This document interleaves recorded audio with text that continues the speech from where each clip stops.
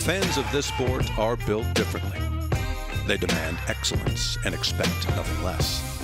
Big Ten Wrestling and Beyond is a show dedicated to the fans. Your new home for Big Ten Wrestling is here, and it starts now. Welcome to a championship version of Big Ten Wrestling and Beyond. Rick Pizzo, Shane Sparks. New look for you, and that is fitting because today, for the first time ever, we reveal the seeds for the upcoming Big Ten tournament. Can't wait. The best wrestlers in the country converge on College Park, Maryland. First time that Maryland has hosted the Big Tens as a member school. Looking forward to it. We got to get through all 10 weight classes, so let's not waste any time as we start at 125. No surprise to see Matt Ramos, #1 in the country, as the #1 seed. But Shane, the top 7 seeds, all remarkably talented, experienced. Wouldn't be a shock if any of those guys won it all. You are absolutely right, Rick. This weight class has been wild all year in the Big Ten and nationally. You look at the 7 seed, Michael DiAugustino. He's an All-American. Braden Davis, the 6, he's been fantastic. 4 of the top 5 guys in the country in the Big Ten at 125 pounds. Drake Ayala from Iowa. Eric Barnett's an All-American. Patrick McKee is an All-American. 125 pounds, Rick. This weight class gets serious. Opening whistle. Barnett and McKee have had some unbelievable battles in their career, but for Ramos, Shane, he has become such a technically sound but also explosive guy. He suffered a couple of tough losses early, but he hasn't lost since the Cliff Keen Invitational in early December. He has found another gear since mid-December, and he has beaten Drake Ayala. He has beaten Eric Burnett. He has beaten Patrick McKee. Ramos has answered the bell. He loves to compete. Once again, Rick, over 20 victories this season. Matt Ramos has found his groove. He is the guy to beat at the weight class. Could certainly argue 125, the deepest of all 10 weight classes in the championships. As we move on to 133. Top seed, Dylan Ragusin. Dylan Shaver for Rutgers has had a terrific year. Aaron Nagao started the year one of the top national guys. Didn't have a great season. He's #5. And if you're wondering why Brody Teske of Iowa, really talented guy, is all the way at 14th, he is an official alternate. And by the Big Ten championship rules, any alternate placement is automatically seeded at 14. To me, Shane, 133, pretty wide open. Yeah, 133 is wide open. Of course, you notice Brody Teske, the #14 seed, but he's dangerous. Won a Big 12 champion at UNI, so keep an eye on Teske as a 14. Dylan Ragusin has been really good this season, only the 1 loss. Dylan Shaver, though, in a couple of matches with the Wolverines, gotten off to a quick start. The Wolverines come back and beaten him. We know how dangerous Nick Bouzakis is in this weight class as well, and I really like Jacob Van D, the 4 seed. I know you do. He beat Ragusin. He's a guy to keep an eye on. Aaron Nagao, reigning Big Ten finalist and All-American last year at Minnesota. And Tony Madrigal, the #6 seed, he intrigues me for the Fighting Illini. And so there you have the seeds at 133. We go to 141. A couple of things will jump out at you. How about Real Woods? The #3 seed in the Big Tens. Brock Hardy's always dangerous. Danny Pacino is a nasty guy as the 6 seed, but it's Bo Bartlett and Jesse Mendez at 1 and 2. This weight class, nationally ranked 1, 2, 3, with Bartlett and Woods and Mendez. You have Brock Hardy. He was in the Big Ten final last year. Sergio Lemley, the outstanding true freshman for the Wolverines. He beat Real Woods in that dual meet in Ann Arbor, 14-2. This weight class has horsepower and a lot of it up top. Mitch Moore is a 7 seed for Rutgers, is very dangerous. Vance Bombauer and Danny Fungaro, they're the 9 seeds. Those guys have put together some really good seasons. There just is no easy way in the Big Ten, Rick. There's no easy way. And I know it's easy to say that this is top heavy because the top 3 guys are the top 3 nationally, but I look at all these seeds and I can see some weird stuff happening at 41. These guys are all dangerous. I mentioned Mitch Moore, that #7 seed. This guy is a pinner. He's dangerous, and those are the kind of guys that can do a couple of things. They get some confidence built up. Next thing you know, oh, wow, this guy's there. Where did he come from? They're all home run hitters in the Big Ten. You want to talk about home run hitters? I take you to 149, and you look at the top seed. Is there anybody who swings for the fences more often than Ridge Lovett? Had a great battle earlier this year with Gomez, but Lovett did suffer his first loss recently. You just have to wonder, Shane, if anybody else right now among these seeds has the juice to kind of keep up with those top 2 guys at 49. Austin Gomez just qualified for the Olympic team. He's going to be at the Big Ten Championships. Really looking forward to seeing how he's going to respond. He lost to Ridge Lovett in that dual meet. Tyler Kasak, he's been phenomenal since stepping in for Shane Van Ness, the true freshman for Penn State. Dylan D'Amelio, Rick, he's an All-American. So, again, this weight class is pretty deep here at 149 pounds. But you mentioned the home run hitter in Ridge Lovett, him and Austin Gomez. These two have met a few times before. I'm looking forward, if it happens again, what kind of adjustments will these two make? And one thing missing from Lovett's terrific resume is a Big Ten title. You know he wants that desperately.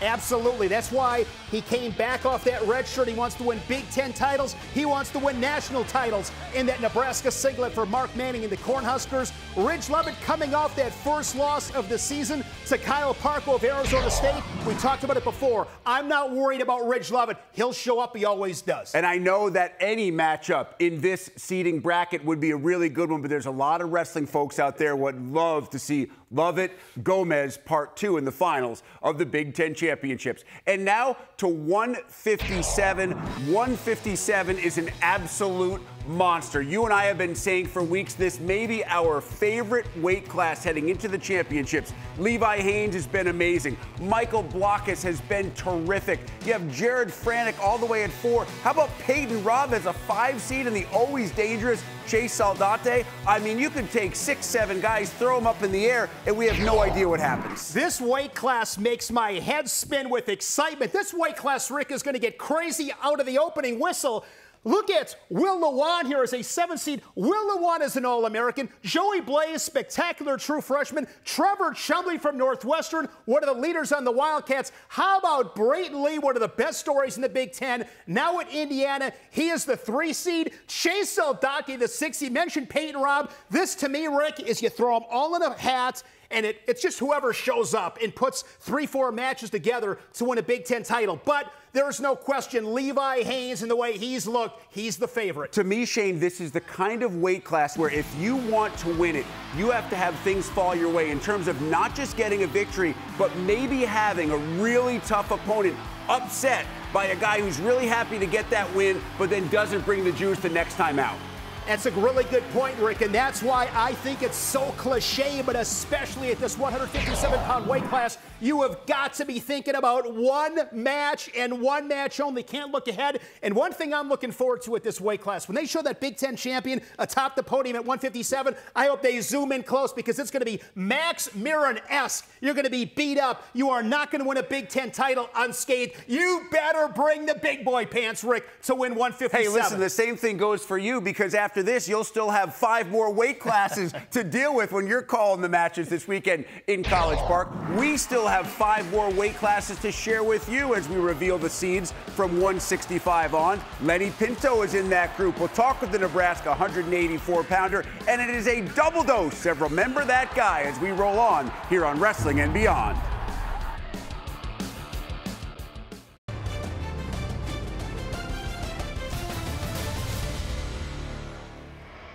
Rick and Shane back with you on Wrestling and Beyond as we continue to reveal the seeds for the upcoming Big Ten Championship. We've worked our way from 25 through 57. Now we reveal 165. No surprise to see Dean Hamady at the top. Mitchell Messenbrink, what a story he's been this year for Penn State. And my guy, you know I love the way that Michael Caliendo wrestles for the Hawkeyes. 165 pounds, Rick. These guys score some points. One of the more anticipated potential matchups would be Dean Hamady and Mitchell Messenbrink. These guys did not wrestle during the regular season. In the regular season, Dean Hamady beat Michael Caliendo 14-11, a lot of points, and Messenbrink beat Caliendo 12-6. But another one of these weight classes, Rick, when you look at it, Caleb Fish, really dangerous. Antrell Taylor from Nebraska, he's had a really good season. And there you have Cameron Amina, Michigan, a 6 seed who, by the way, Rick, is a 3-time All-American. So, again, a lot of depth at 165 pounds. But this weight class has been fun all season long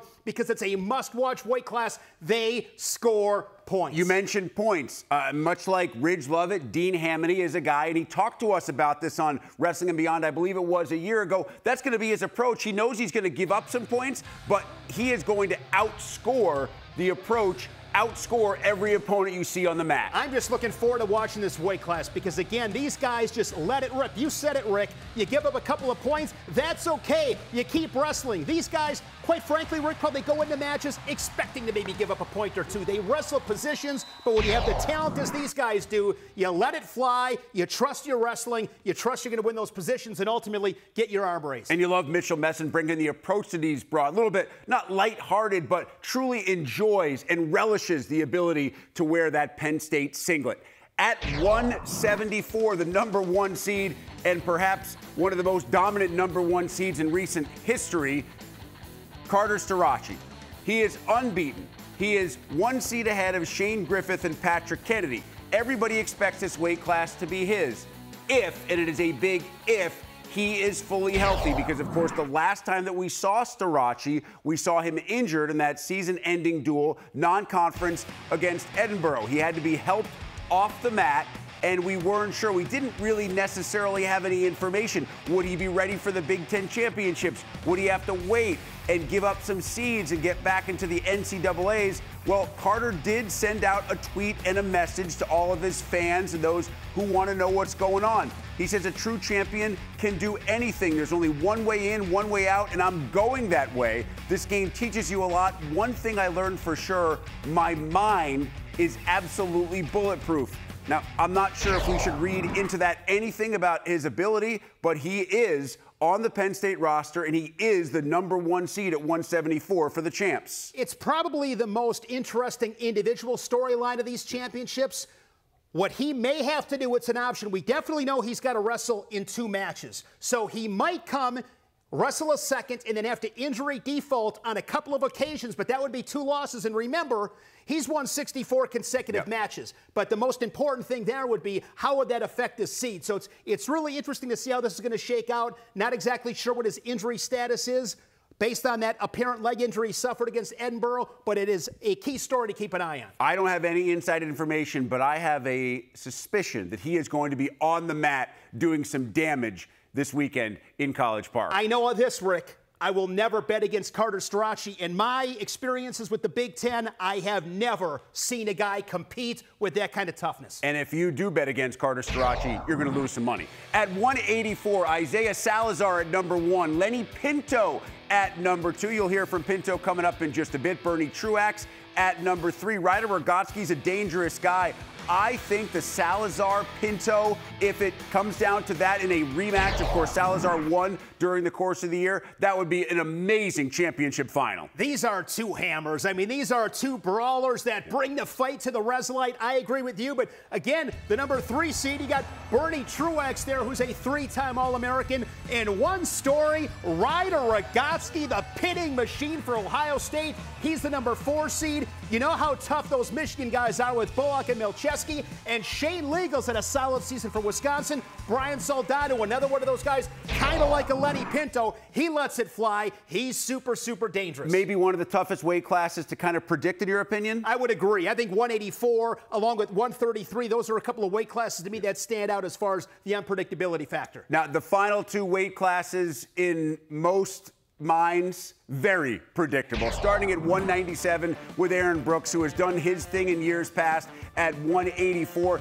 Jackson Smith's had a nice year. Zach Glazier's been awesome for Iowa. But let's be honest, Shane, if Aaron Brooks wrestles to the top of his ability, everybody else, in all likelihood, is wrestling for runner-up. Yeah, Aaron Brooks, one of the all-time greats, going for his 4th Big Ten title. Of course, he's only lost 1. He's been in the finals, lost to Miles Amin. But this weight class, Rick, I think has some really good storylines. Jackson Smith of Maryland, he's a rising star for the Terps. You mentioned Zach Glazier. What a year. Waits for his opportunity. Only the 1 loss to Aaron Brooks. He's been great. Silas Allred, reigning Big Ten champion. He's there on the 4 line. John Poznanski, All-American, the 7 seed. It's another one of those Big Ten weight classes where you look at a 5, 6, 7 seed, really dangerous. You better take him serious. That being said, Aaron Brooks is really, really good at what he does, as is his Penn State teammate who wrestles at heavyweight. As good as Starace is, as good as Aaron Brooks is, I think, Shane, you could make the argument that based on the rest of the field and what Greg Kirkfleet has done,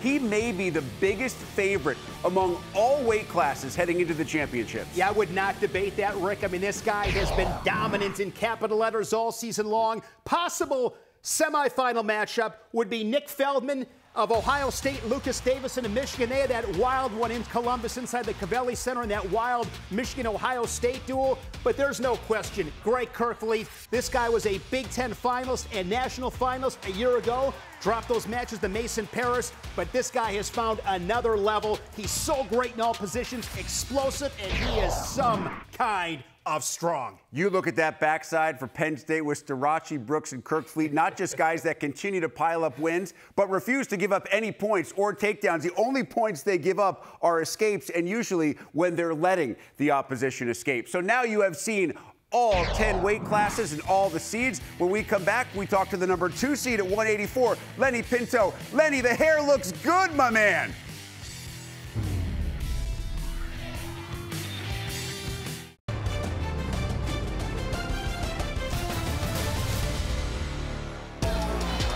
Side. She just can't stay in front of Pinto very long without this happening. Lenny Pinto collects his second takedown. But he came up off of his feet. Now he's going to finish with a barrel. And Lenny Pinto hangs on in a wild finish. Those highlights from our next guest, Nebraska's 184-pounder Lenny Pinto, and those were from the Penn State duel. And Lenny, I know that was a really memorable event for you. You're a Pennsylvania native, all your friends, all your family there to see that amazing win over Bernie Truax. Take me back to that night before we start to look ahead to the Big Ten championships. It was a very eventful night. I had a lot of my hometown friends there. My family came out. It was just a big, exciting night for all of us. And just like every other match, I had to handle business first before I could go and see them. So I was locked in for all of it until the end. But it was a great night. And you did get that win over Bernie Truax. And with that in mind, as we just revealed the seeds, you're ahead of Bernie behind only Isaiah Salazar as the 2 seed in the 184-pound bracket. Your initial thoughts on being seated there and what you have to do in College Park? it's kind of just exciting, to like look at the progress I made from last year to this year and just making my way up the ladder. And at the end of the day, like you said, it just really doesn't matter because at the end of the day, it's all going to be settled on like the result. So, I mean, it's going to be tough, like no matter what path I had. So, same game plan as always. So, Lenny, you have become a fan favorite. You're a lot of fun to watch. You don't mess around out there. You are going for big moves and going for big moves quick. I'm curious, where did that mentality come from as a young wrestler? Probably my 2 older brothers, Paul and Dave. They were a lot bigger than me as a kid, so they put a little bit of a beating on me, and I had to defend myself somehow. So I think the tough or die, You talked about that experience from a year ago. You were 5th at the Big Ten tournament, then you qualified for the national tournament, fell a little bit short of the podium. What did you learn last year that you think will really help you in College Park? I think a lot of it was more so just the experience, and just getting a feel for everything and being under the big lights with a big crowd and just getting back into the swing of things after such a long time off. And, I was incorporating like a lot of my big moves last year. And this year I'm focusing like a little bit more on being more disciplined with tidying up all the small things and really putting it all together. I want to kind of follow up here and there, Want to follow up, Lenny, on your upbringing because you are the youngest of 5 siblings. I mean, I got to think that of anything that could be happening in your childhood and your background, when you're the baby of 5, that's going to make you as tough as anybody out there in the world. For sure. So give me an example or two of how being the youngest of 5 kind of made you tougher.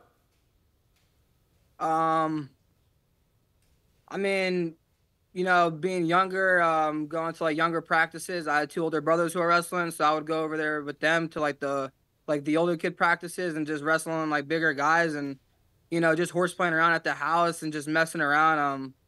I just had to fit in. Lenny, what is it like to wrestle for a guy with the passion of Mark Manning?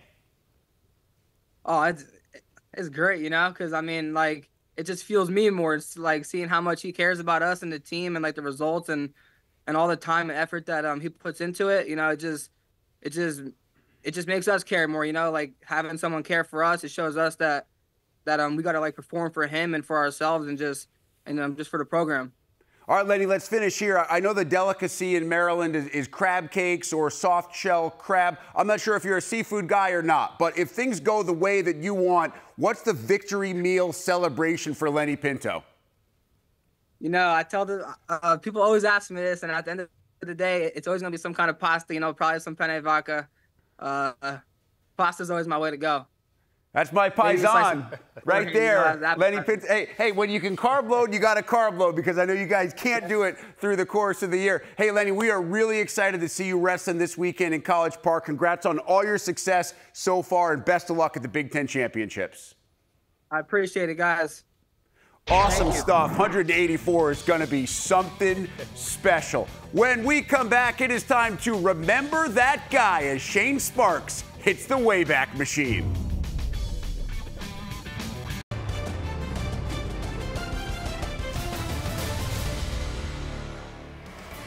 Shane Sparks has started his Red Bull consumption now to get ready for the Big Ten Wrestling Championship starting Saturday on the Big Ten Network and the Fox Sports app at 10 a.m. Eastern and continuing Sunday at 4:30 Eastern, the 24 wrestling champs from College Park. Rick and Shane back with you. Just enough time for a championship version of Remember That Guy. And first, we remember Lance Palmer. Legends never die in the Big Ten. Remember this guy? Lance Palmer, four-time All-American, won the 2010 Big Ten champion by beating Brent Metcalf of Iowa. Metcalf ended up winning that national final, went on to be a really good MMA fighter. Lance Palmer, he was fantastic. We are bringing names back. Look at a young Tom Ryan. You got to love that as well, enjoying what Palmer is doing. And we do give you the second Remember That Guy, Mario Gonzalez. I'm going to take it back to 2012 in West Lafayette. Mario Gonzalez, as a 5 seed, wins a Big Ten title, made the national tournament a few times, became a no-gi world champion in grappling. Mario Gonzalez, Fighting Illini, Big Ten champ. Hard to believe it's a dozen years ago. Who is this super young guy getting set to interview him? That was my first Big Tens, was back in 2012. It has gone by like this. It's been a fantastic ride. You have barely aged a day. Of course, you'll age about a month this coming weekend on the call for the championships. For Shane, I'm Rick. Thanks for the hang here on Wrestling and Beyond.